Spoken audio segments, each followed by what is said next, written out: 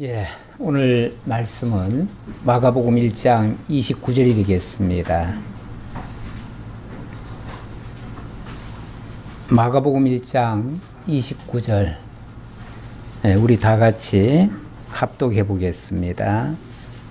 29절로 31절까지. 회당에서 나와 곧 야고보와 요한과 함께 시몬과 안드레의 집에 들어가시니 시몬의 장모가 열병으로 누워 있는지라. 사람들이 곧 그 여자에 대하여 예수께 여자온대 나아가사 그 손을 잡아 일으키시니 열병이 떠나고 여자가 그들에게 수종되니라. 아멘. 예, 예수께서 시몬과 안드레의 집에 들어가셨다. 그런데 마침 이 집에는 시몬의 장모가 열병으로 누워 있었다, 이렇게 얘기를 하네요.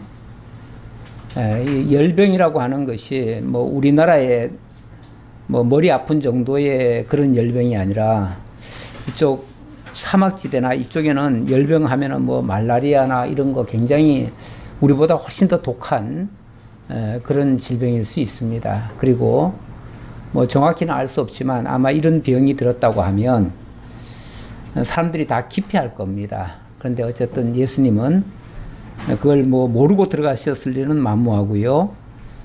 아시면서 들어갔습니다.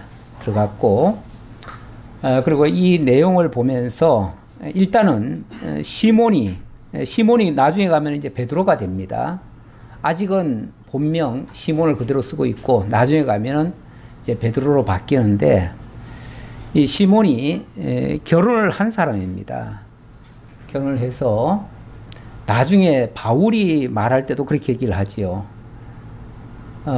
자신은 결혼을 안 하고 혼자 다니면서 복음을 전하는데 왜 나라고 자매를 데리고 다닐 권한이 없겠느냐, 이런 얘기를 합니다.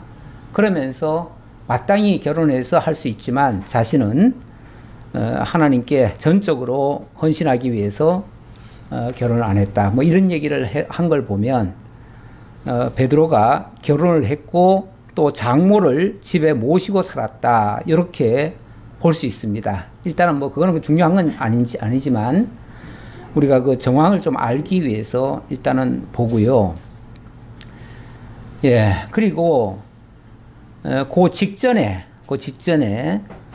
21절 이하에서 보면 예수님이 안식일에 회당에 들어가서 말씀을 전하고 거기서 갑자기 더러운 귀신 들린 사람이 있어가지고 소리를 질렀다는 그런 장면이 나옵니다. 그가 말할 때에 예수여, 우리가 당신과 무슨 상관이 있나이까? 우리가 당신과 무슨 상관이 있나이까? 예, 왜 왔습니까? 그 말이죠. 뭐 때문에 벌써 와서 우리를 괴롭게 하십니까? 지금 아직은 우리가 활동할 때인데 왜 와서 우리를 이렇게 자기네들 일을 못하게 하냐, 그런 뜻이겠죠. 이 더러운 귀신 들린 사람, 이렇게 얘기를 하는데, 여기 더러운 귀신, 여기 귀신이라는 단어가 원어로 보면 뭐 다른데 그 마귀 들렸다 뭐 이런 말과는 좀 다르다고 그래요. 이거는 더러운 영. 어찌 보면 더러운 영이라고 하면요, 범위가 상당히 넓습니다. 넓어가지고 우리가 하나님을 따르게 하지 못하는 모든 것을 다 더러운 영이다, 이렇게도 얘기할 수 있어요. 야고보서에 보면 우리가 정욕적으로 살고 쾌락적으로 살고 또 명예와 그런 세상 것을 위해서 살아가는 자들도 어찌 보면 다 더러운 영에게 지배를 당해서 그렇다, 이렇게 얘기를 하고, 에베소 2장에 보면은 우리가 허물과 죄로 죽었다라고 하면서 공중 권세 잡은 자에게 사로잡혀 있던 자들이다, 이런 식으로 얘기를 해요. 물론 크게 말하면은 사단에게 종로로 타고 있다, 또는 사단에게 완전히 속해 있다 이렇게도 볼 수 있지만 또는 세상이 이끄는 대로 살아가는 자들, 제가 좀 넓게 말해서 그렇게 얘기하는 거예요. 마귀에게 속아가지고 이 세상 것을 전부로 알고 그것만을 위해서 살아가는 사람들, 뭐 사실은 대다수가 그런 거 아닌가요? 대다수가 그렇지요. 대다수가 더러운 귀신 들린 영에게 사로잡혀 있다. 이렇게도 볼 수 있다 그 말이에요. 좀 넓게 말하면 그렇다는 얘기예요. 그런데 그런 자들에게 예수님께서 이제 한마디 했더니 그 말씀 앞에서 그 귀신이 빠져나갑니다. 그리고는 사람들이 너무너무 놀라가지고 이 사람이 하는 이 말이나 행동은 이전에 보았던 바리새인들과 서기관들의 교훈 같지는 않다. 전혀 다르다. 그러면서 권위 있는 새 교훈이로다 라고 하면서 더러운 귀신 들린 자에게 명한즉 순종하는 도다. 귀신도 순종하는 그런 말씀이다. 그 어떤 말씀의 권위 앞에 모든 사람들이 꼬꾸라졌다 그 말이죠. 자, 이러한 소문이 온 갈릴리 사방에 퍼졌다라고 지난주 마지막에 그 말을 하고 마쳤습니다. 자, 어쨌든 이런 일이 한 번 있을 적마다 예수님의 소문은 막 퍼져나가기 시작합니다. 그리고 나서 예수님이 오늘 야고보와 요한과 함께 시몬과 안드레 집에 들어가셨다. 그리고 그곳에서 열병에 사로잡혀 있는 그 장모, 사람들이 그 여자에 대하여 예수께 여짜온데 이렇게 얘기를 했죠. 여짜온데.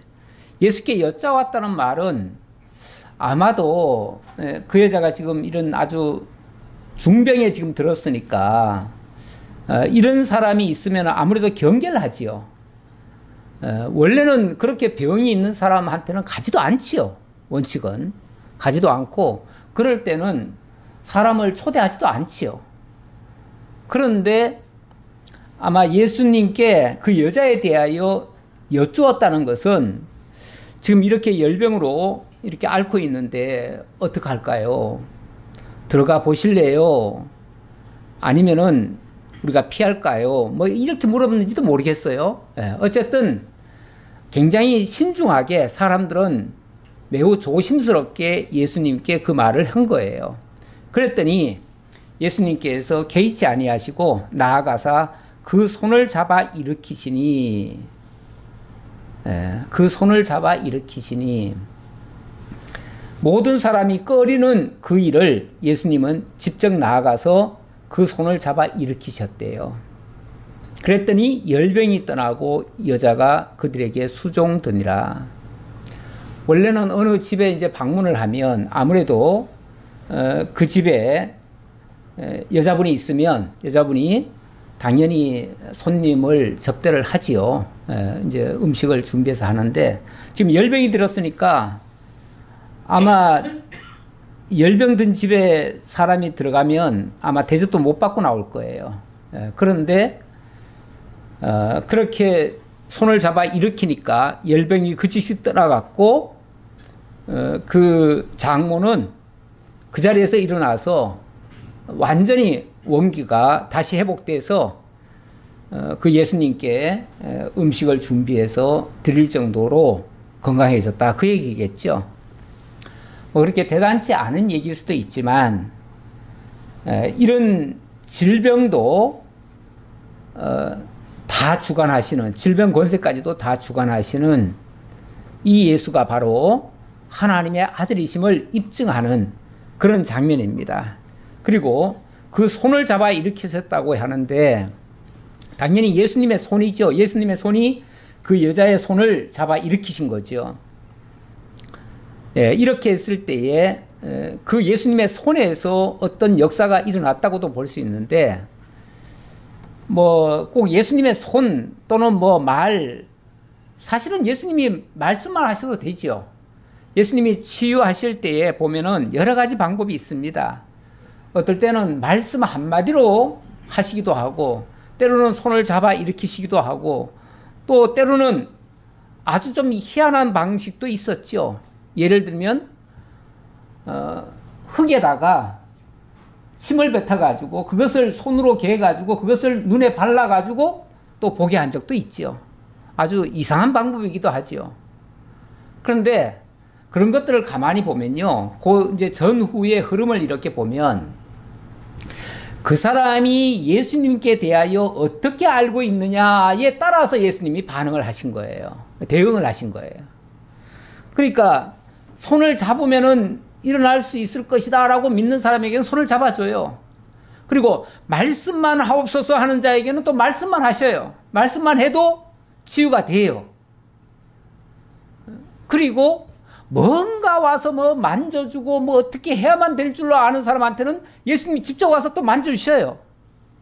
그러니까 그 사람이 어떻게 예수를 알고 있고 예수를 어떻게 지금 바라보고 있느냐에 따라서 예수님이 달리 대응을 해주신다 그 말이에요.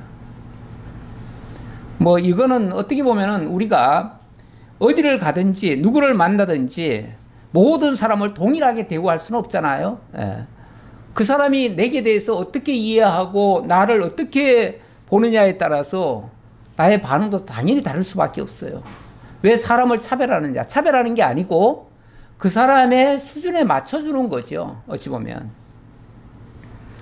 예, 그 정도로 이해하시면 될 것 같고요. 계속 나가보겠습니다. 32절. 예, 32절로 34절. 여기서는 각색 병과 귀신을 쫓아내심으로 자기를 증거하시는 이러한 내용이 되겠습니다. 점으로 해질 때에 모든 병자와 귀신 들린 자를 예수께 데려오니 그 동네가 그 문 앞에 모였더라. 예수께서 각종 병이 든 사람을 고치시며 많은 귀신을 내쫓으시되 귀신이 자기를 알므로 그 말하는 것을 허락하지 아니하시니라. 점으로 해질 때쯤 됐는데, 그러니까 이게 소문이 퍼져나간 거예요. 소문이 퍼져나가니까 해질 때쯤 돼가지고는 온 동네 사람들이 다 모여드는 거예요.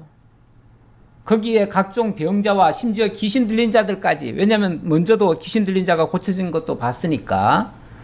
그래서 그들까지도 다 오는 거예요. 그래서 온 동네가 그 문 앞에 모였더라. 예수께서 각종 병이 든 많은 사람을 고치시며 많은 귀신을 내쫓으시되, 각종 병이 든 사람을 고치시며 많은 귀신을 내쫓으시되, 또 다른 성경에 보면은 다 고치시되 이렇게도 표현이 돼 있어요. 여기는 많은 사람을 고쳤다라고 하지만 뭐 다 고쳤다는 표현도 있어요. 그러니까 그 병이 무슨 병이든 상관이 없이 예수님은 다 고치셨어요.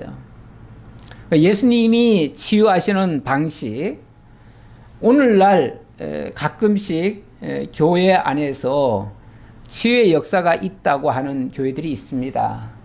원래 치유의 역사가 있습니다. 있기는. 없는 게 아니에요.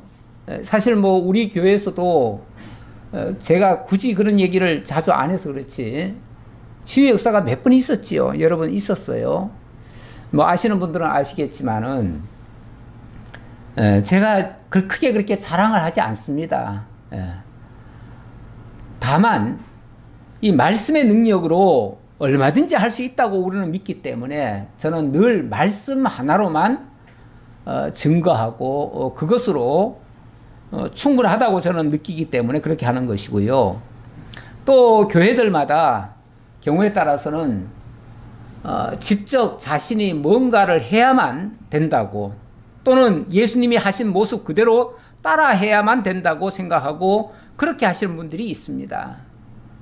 그래가지고 또 예수님이 이제 이 사역을 시작하시면서 제일 먼저 한 일이 바로 이 치유 역사부터 있었잖아요.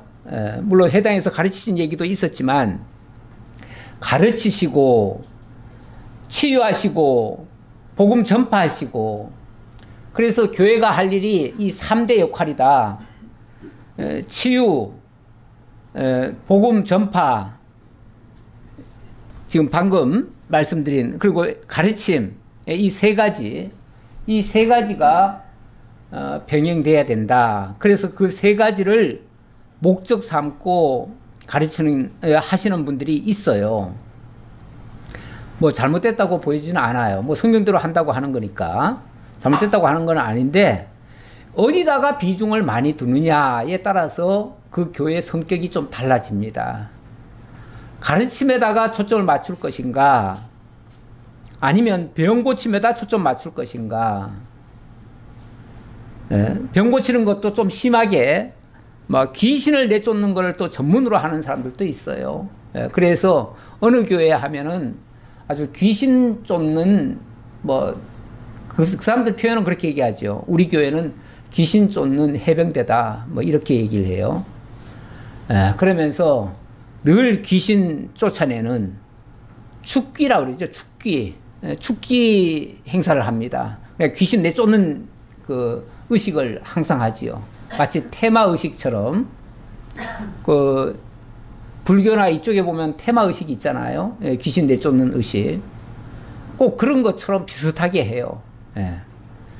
그런데 우리 교회는 이제 말씀 중심으로 한다라고 선을 했고, 처음부터 말씀 중심으로 합니다. 그러다 보면 귀신이 쫓겨가는 일도 있고 병이 낫는 경우도 있고, 자관 본질을 세워가면 주변 모든 것들은 함께 세워져 간다. 저는 이제 그런 지로를 가지고 지금까지 해왔고, 그걸 지금까지 유지하고 있습니다. 그런데 이런 말씀을 무엇이 초점인가에 그 중심을 안 맞추면은 자꾸 이런 주변적인 것에다가 초점을 맞추게 된다라는 말씀을 드릴 수가 있습니다. 어쨌든 예수님께 이런 현상이 일어나는 거는, 자, 일단은 이거 한 가지만 봐도 예수님의 사역과 오늘날 교회들에서 하는 사역은 전혀 다르다는 걸 알 수 있습니다. 예수님은 치유를 하시는데 각종 병이 든 사람이 다 왔습니다. 그런데 어떤 병이든지 다 치유하셨습니다. 어느 병은 치유하고 어느 병은 못 고치고 이런 게 없었고요. 그리고 어느 병은 즉시 낫는데 어느 병은 서서히 낫고 이런 것도 없었습니다. 예수님은 그 자리에서 즉각 온전케 이렇게 치유가 됐습니다. 이렇게 치유가 됐는데, 물론 그랬더라도 나중에 가면 그 사람들도 다 죽지요. 다 죽어요. 그래서 그때 예수님께 치료받은 사람, 지금까지 살아있는 사람은 없습니다. 다 죽었어요. 그러나 어쨌든 이거는 예수님이 그리스도라고 하는 증거입니다. 왜냐하면 이사야에 보면 일찍이 하나님께서 약속을 하셨어요. 문둥병이 깨끗하게 되고 안전뱅이가 일어서고 죽은 자가 살아나고 이렇게 될 것이라고 하는 예언의 말씀이 있었어요. 누가 올 때요? 바로 그리스도가 왔을 때. 그리스도가 바로 그것은 그리스도에 대한 표적이었어요. 근데 만약에 오늘날 그런 것을 흉내내는데 그렇게 된다고 하면 그 사람도 그리스도라고 할 수 있어요. 그런데 실제로 그렇게까지 된 예는 없거든요. 모든 병이 온전케 그 자리에서 깨끗하게 즉시 다 낫는 경우는 없었습니다. 물론 서서히 낫는 경우는 있었지요. 그리고 그렇게 했더라도 또 금방 재발되는 경우도 많았고요. 그래서 예수님이 치유한 것과는 완전히 질적으로 달라요. 그런데도 이걸 목적으로 하는 것은 괜히 예수님을 흉내내고자 하는 것이지 예수님과 같은 그런 표적이 될 수는 없다는 것 말씀드리고요. 우리가 교회가 추구할 것은 이것이 아니다. 이게 본질은 아니다. 라는 말씀을 좀 더 드려봅니다. 자, 35절로 넘어가지요. 자, 35절의 내용은요. 예수님께서 내가 온 것은 병 치료해 주려고 온 것이 아니고 전도하기 위해서다. 복음을 전하기 위해서다. 그 얘기죠. 그런 뜻으로 하시는 말씀입니다. 자, 35절 보겠습니다. 새벽 아직도 밝기 전에 예수께서 일어나 나가 한적한 곳으로 가사 거기서 기도하시더니 시몬과 및 그와 함께 있는 자들이 예수의 뒤를 따라가 만나서 이르되 모든 사람이 주를 찾나이다. 자, 우선 이튿날입니다. 이튿날. 그러니까 예수님의 소문이 막 퍼져나가기 시작했어요. 퍼져나가니까 사람들이 여기저기서 막 다 몰려들기 시작하는 거예요. 그런데 이튿날 이른 새벽에 예수님이 혼자 일어나가지고 그냥 바깥으로 한적한 곳으로 가시는 거예요. 근데 사람들은 막 몰려오는데 사람들 아마 몰려오기 직전에 나가신 것 같아요. 그러니까 사람들이 오기 전에 나갔으니까 이른 새벽이죠. 이른 새벽에 나가신 거예요. 물론 거기 가셔서 거기서 기도하셨다 이렇게 얘기해요. 자, 가셔서 기도하신 거 맞아요. 이 말씀 때문에 예수님도 새벽 예배를 하셨다 이렇게 얘기를 하는데, 예수님이 성경 전체적으로 보면 매번 새벽마다 나가서 기도하셨다는 말은 없습니다. 없고 여기에 이 말씀이 있어요. 제가 더 찾아보지는 않았는데 새벽에 나가셨다는 말이 별로 없어요. 제가 뭐 더 확실하게는 더 찾아봐야 되겠지만 그렇게 많지 않아요. 그러니까 이 정황을 쭉 한번 살펴보면 이거는 일단 예수님이 기도가 목적은 아닌 것 같아요. 물론 가셔서 기도하신 건 맞아요. 그래서 요 말 자체만 가지고는 새벽 기도다 이렇게 말이 되기는 합니다. 성립은 되는데 항상 그렇게 했는가? 항상 그렇게 한 것은 아니었다. 일단 이 말씀을 드립니다. 왜 이 말씀을 드리냐면 제가 새벽 예배를 반대해서가 아니고요.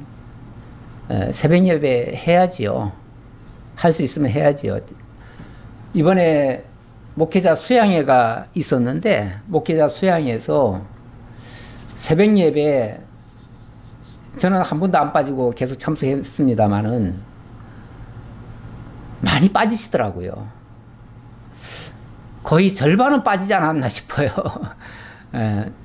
모인 사람은 430명인데 거기다가 외부인까지 좀 포함하면 450명은 왔는데 새벽 예배 나오신 분들은 한 200명밖에 안 된 것 같아요.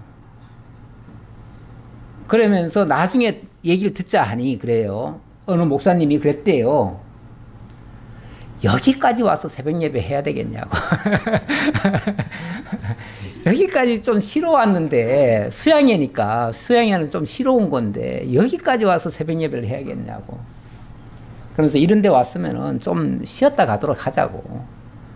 목사들이 안 그래도 매일 그렇게 새벽 예배 하느라고 그냥 완전히 지칠 정도인데 이런 데 와서라도 좀 쉬어야지 여기까지 와서 해야 되겠냐고 그랬대요. 수양회 하고 나서 우리가 한번 평가회를 했잖아요. 평가에서도 그 얘기가 나왔어요. 다음부터는 새벽 예배 빼자고 그 얘기가 나왔어요. 그래서 일부에서는 안 된다고. 새벽 예배를 빼면은 목사님들 중에서 새벽 예배를 절대로 빼면 안 된다고 생각하시는 분들이 있는데 그분들 위해서라도 일단 하고 나오기 싫으신 분들은 안 나오시면 되지 않냐고 이렇게 해서 정리는 했는데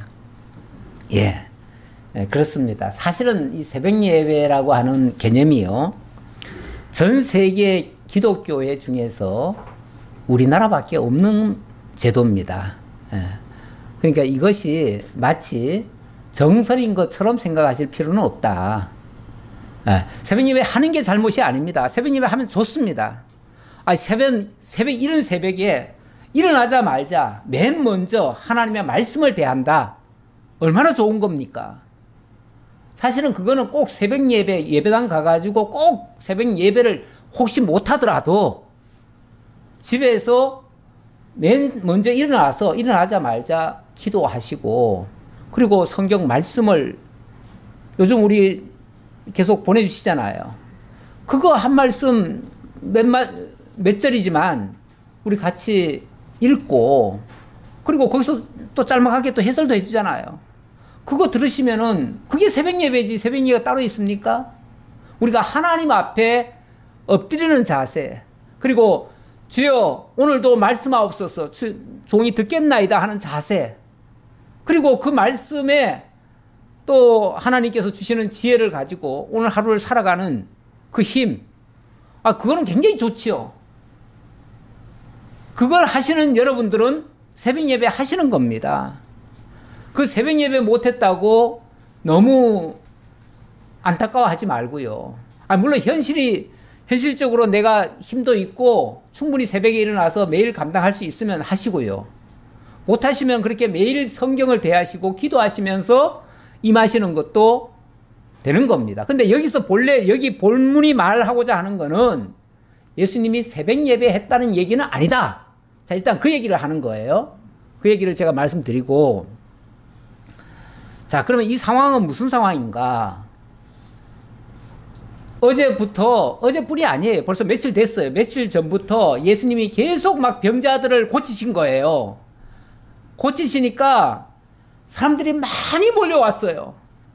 예수님은 다 알고 계셔요. 잠시 후면 벌떼같이 사람들이 몰려올 거라는 걸. 벌떼같이 몰려올 거라는 걸 알고 계셔요. 그래서 그걸 피해 가신 거예요. 피해서 아무도 안 찾아올 곳, 한적한 곳으로 가신 거예요.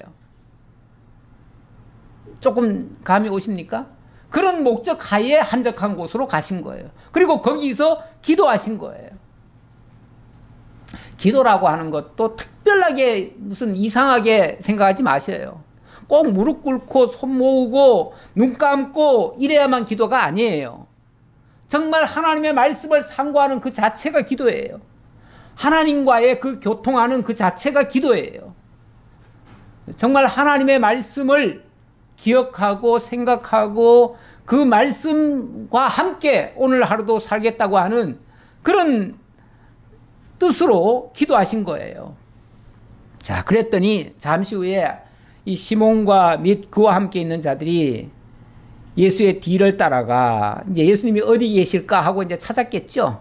찾다가 이제 예수님이 계신 곳을 만났어요. 만나가지고 하는 말이 뭡니까? 만나서 이르되 모든 사람이 주를 찾나이다. 아니 왜 예수님 여기 계십니까?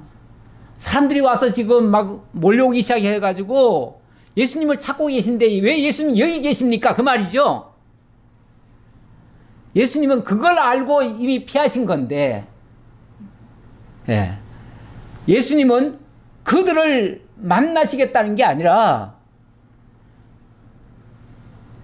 이르시되, 그 다음 말 보세요. 그 다음 말. 자, 그러면 이제 예수님이 무슨 뜻으로 피하셨는지를 알 수가 있죠. 이르시되 우리가 다른 가까운 마을들로 가자. 거기서도 전도하리니 내가 이를 위하여 왔노라 하시고. 자, 예수님의 답변이 뭡니까? 우리 다른 마을로 가자. 그 말이잖아요. 다른 마을로 가자. 다른 마을로 가자. 지금 오늘 여기 날 찾아온 이 사람들 만나지 말고 다른 마을들로 가자. 그리고 거기서도 내가 전도하리니. 자, 예수님이 하겠다는 건 뭐예요? 전도예요. 전도. 전도라는 게 뭐예요? 도를 전한다는 말이잖아요. 도를 전한다. 도가 하나님의 말씀 도자잖아요. 하나님의 말씀을 전하기 위해서 내가 왔지 병 고치러 온 게 아니야. 그 말이잖아요. 병 고치려면은 아까 환자들이 막 몰려왔을 텐데 그 사람들 고쳐야지요. 그런데 내가 거기서도 전도하리니, 내가 전도하러 왔다는 거예요. 그러면서 내가 이를 위하여 왔노라. 내가 온 것은 이것 때문에 온 거야. 그 말이죠. 병 고치러 온 게 아니라 전도를 위해서 온 거야. 도를 전하러 온 거지 병 고치러 온 게 아니야. 이 말씀이잖아요. 이에 온 갈릴리로 다니시며 그들의 여러 회당에서 전도하시고 또 귀신들을 내쫓으시더라. 이에 온 갈릴리를 다니시며, 그러니까 어느 한 곳에 머물러 있지를 않고요, 찾아오면 다른 동네로 가버리시는 거예요. 이게 이제 계속된 거예요. 그러다 보니까 온 갈릴리로 가게 되는 거예요.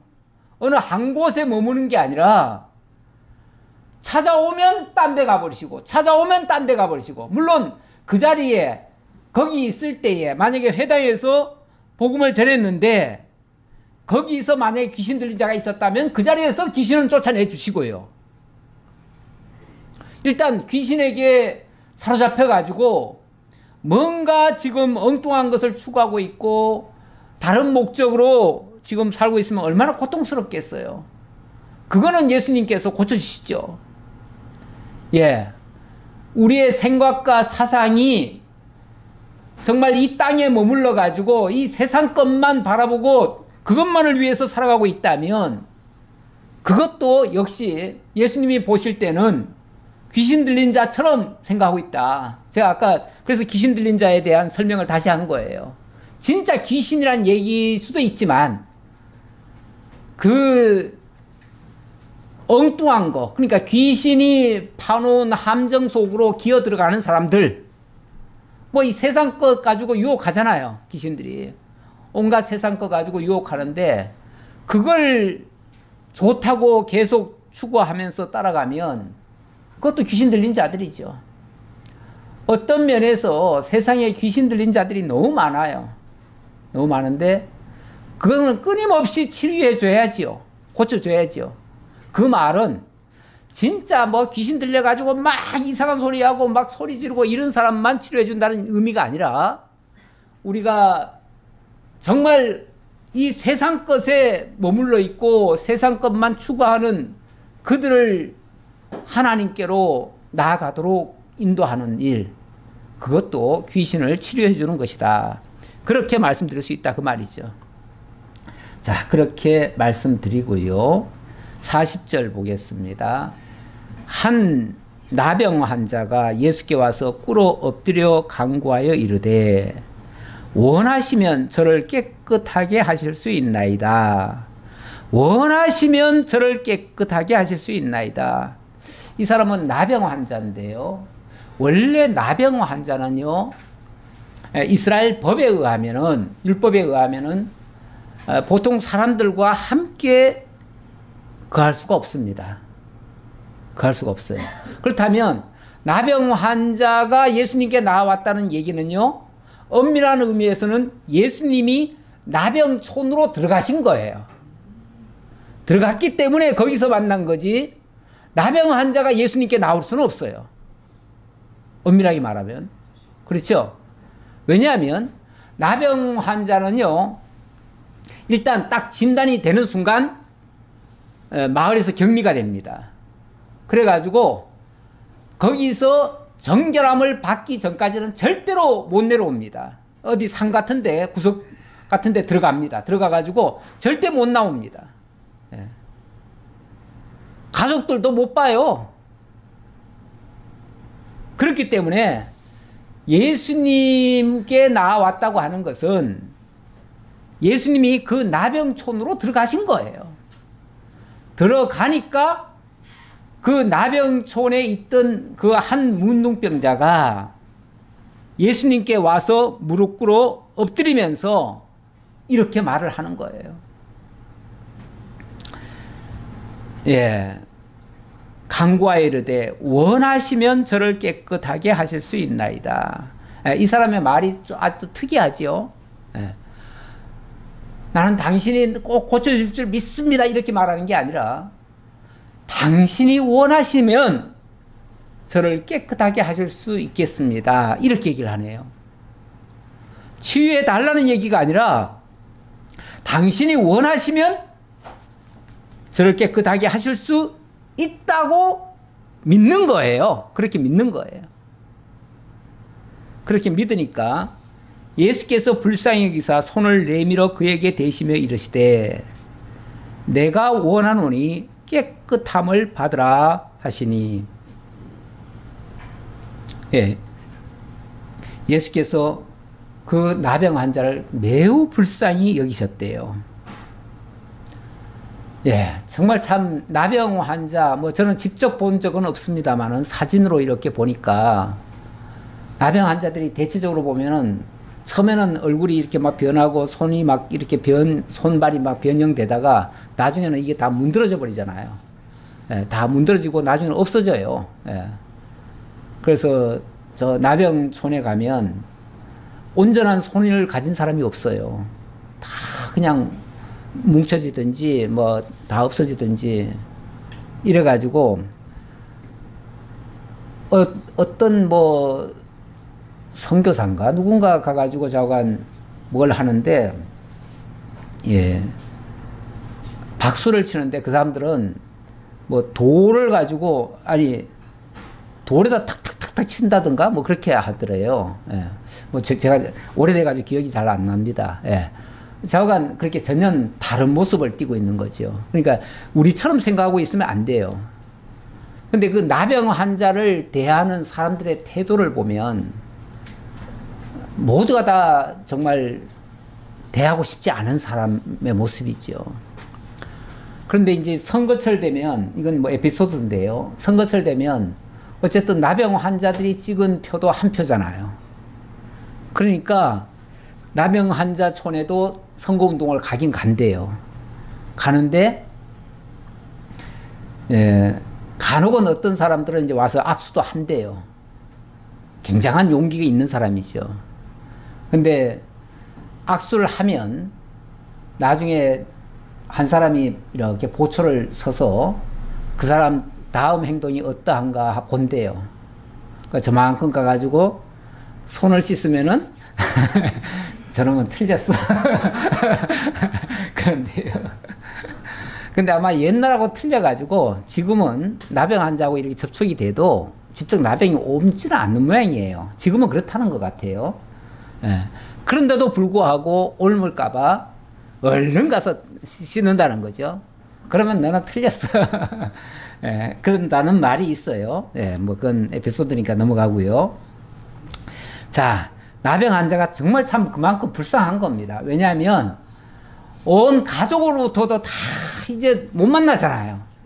완전 고립된 상태에서 그야말로 죽는 날만 기다리고 살아야 될 그런 사람인데, 그래서 이 문둥병을 이 당시 유대인들은 어떻게 생각했냐면요, 아주 저주받은 사람들, 문둥병 하면은 저주받은 사람들, 저주받았다고 하는 상징이에요.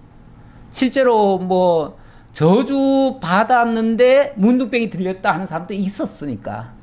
그 모세 누이 미리암이 그랬죠. 저주 받고 나서 바로 문둥병이 들린 적이 있었지요. 물론 그거는 저주로 인한 문둥병이기 때문에 다시 기도를 바꾸니까, 모세가 다시 기도해주고 하니까 다시 정상으로 회복이 되긴 했는데 어쨌든 예, 문둥병이 들렸다고 하는 것은 이거는 완전히 여기는 나병인데, 나병 환자죠. 이제는 나병 환자가 나병 환자는 이제 저주받았다라고 생각하기 때문에 아무도 접근을 안 하는데 자관 예수님이 다가오셨다. 그것도 대단한 일이고요. 예수님이 불쌍히 여기셨다라는 말씀 보면서 불쌍히 여기시고 또 손을 내밀었대죠. 손을 내밀어 그에게 대시며 이르시되 내가 원하노니 깨끗함을 받으라 하시니, 이렇게 말씀하신 것도 제가 아까 그랬지요. 그 사람의 믿음이 어떠함에 따라서 그 사람이 믿는 대로 대응하신다고요. 예. 예. 앞에서 그렇게 질문했잖아요. 원하시면 저를 깨끗하게 할 수 있나이다 하니까 그래 내가 원한다, 깨끗함을 받으라, 이렇게 하신 거잖아요. 예.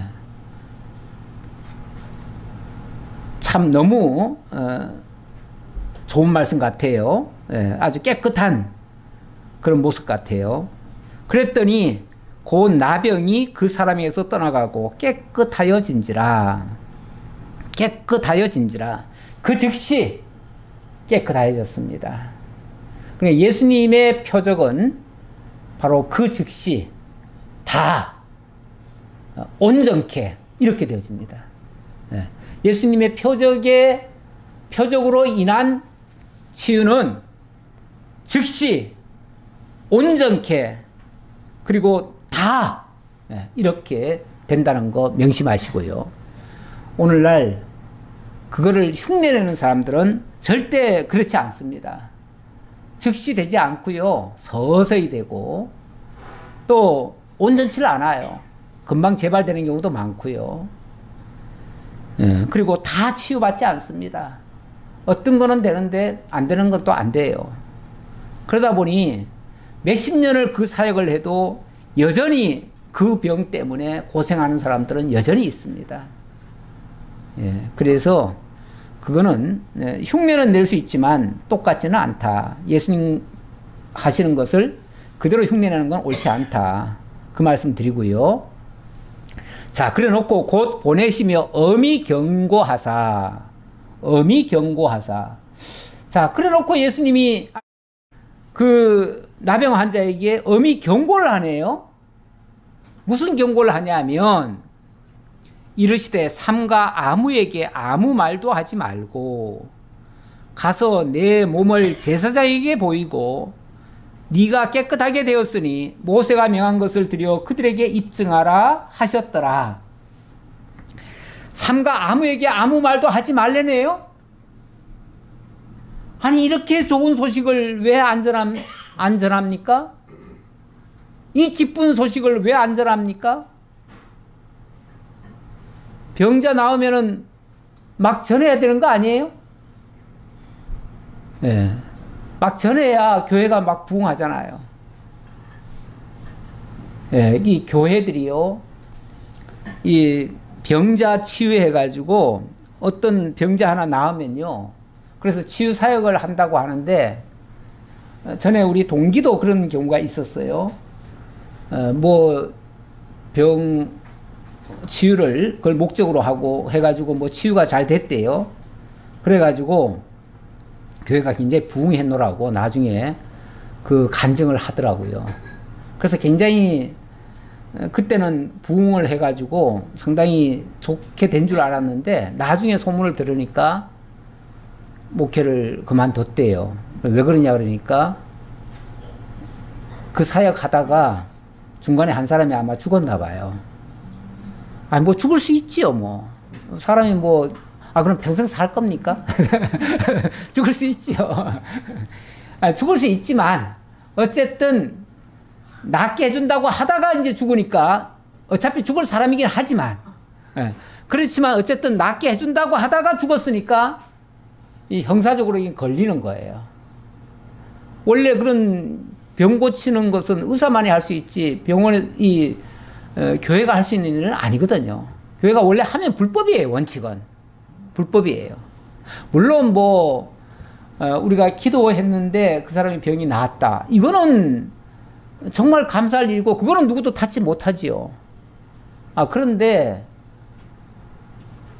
막 그 병 고치는 것이 주 사역이 돼 가지고 그 일을 하다가 만약에 사람이 죽었다? 그런데 병 고친다고 해가지고요, 제가 청년 때 다니던 교회에서 그런 일이 한 번 있었어요. 근데 죽기까지는 안 했는데, 한 귀신 들린 여자가 있었어요. 근데 그때 우리들이 같이 치유한다고 밤새도록 붙들어 놓고, 묶어 놓고, 묶어 놓고, 아니, 막 행패를 부리니까 어떻게 묶어 놔야지. 묶어 놓고, 또 말 안 들으면 몇 대 때리기도 하고. 그러면서 밤새도록 했어요. 그랬더니 아침에는 기가 죽었는지 어쨌는지 좀 나은 것 같았어요.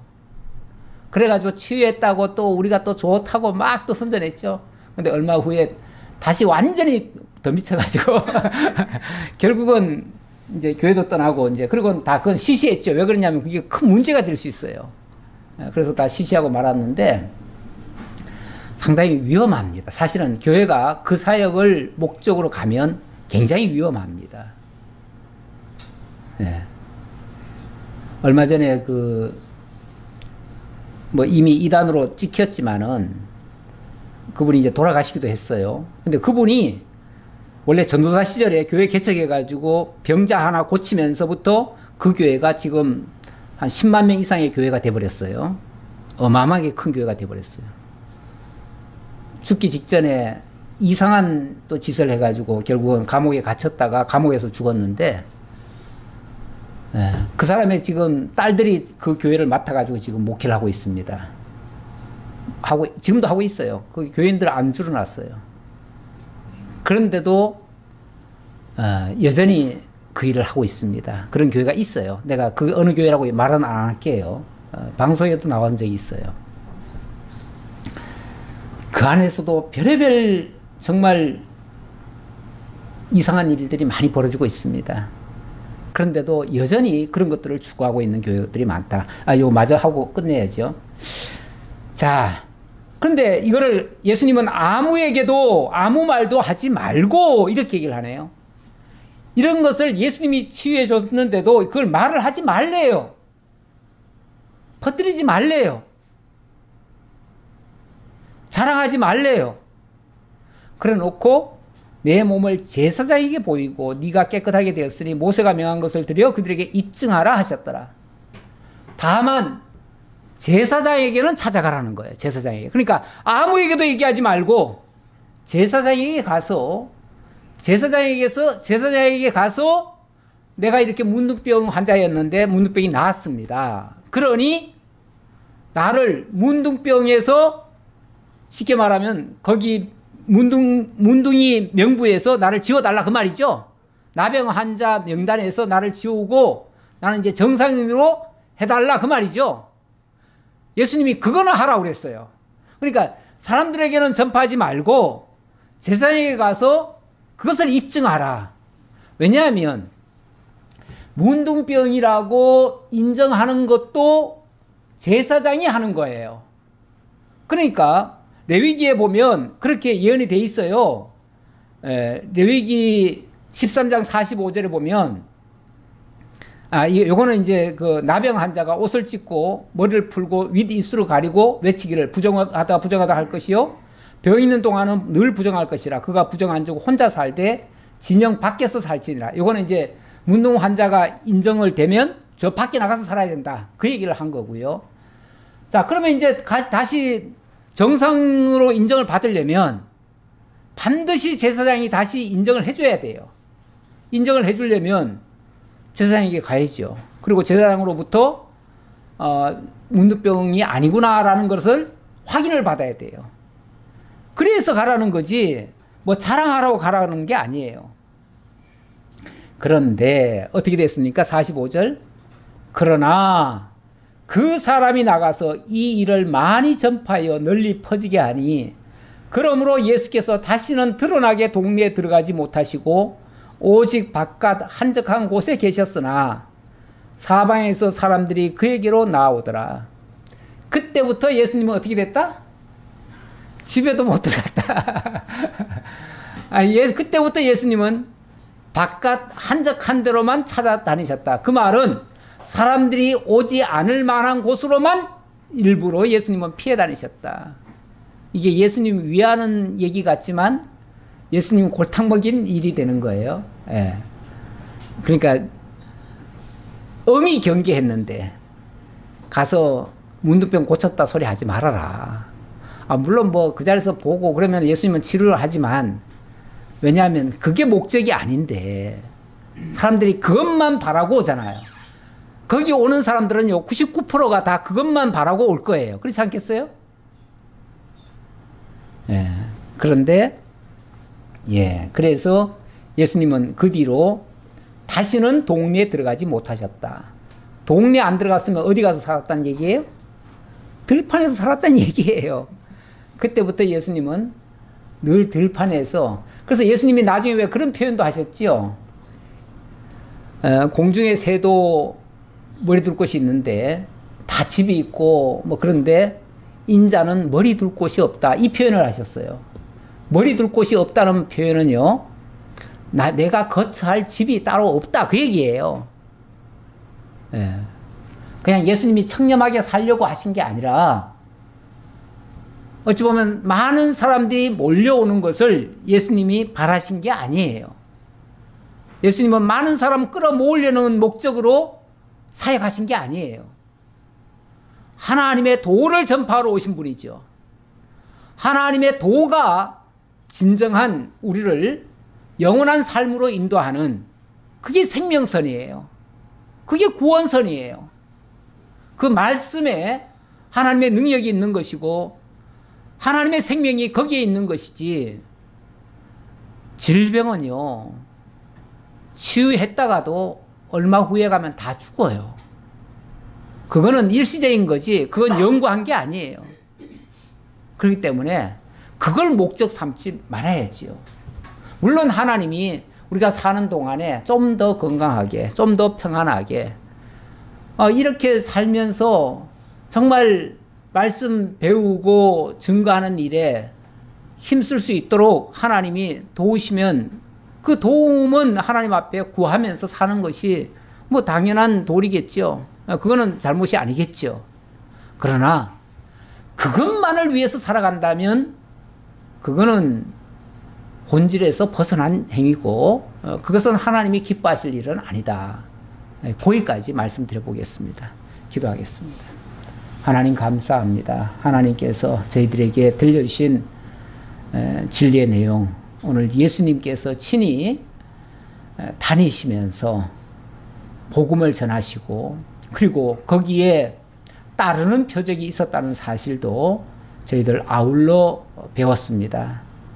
하지만 따르는 표적은 말씀이 주가 되고 말씀에 따르는 표적이지 표적이 목적이 될 수 없음을 다시 한번 깨달았습니다. 우리가 교회를 다니는 목적도, 우리가 예수를 믿는 이유도 이 땅에서 잘 되는 것을 목표로 삼지 않게 하시고, 하나님의 나라의 백성으로서, 하나님의 의로운 백성으로 하나님의 나라에 참여하기를 바라는 그러한 저희들의 소망이 되게 하시고, 참된 것을 추구하고 그 값진 진리를 또한 저희들 입술로 증거할 수 있는 저희 모두가 되도록 함께해 주옵소서. 베풀어 주신 은혜 감사드렸고 예수님 이름으로 기도하옵나이다. 아멘.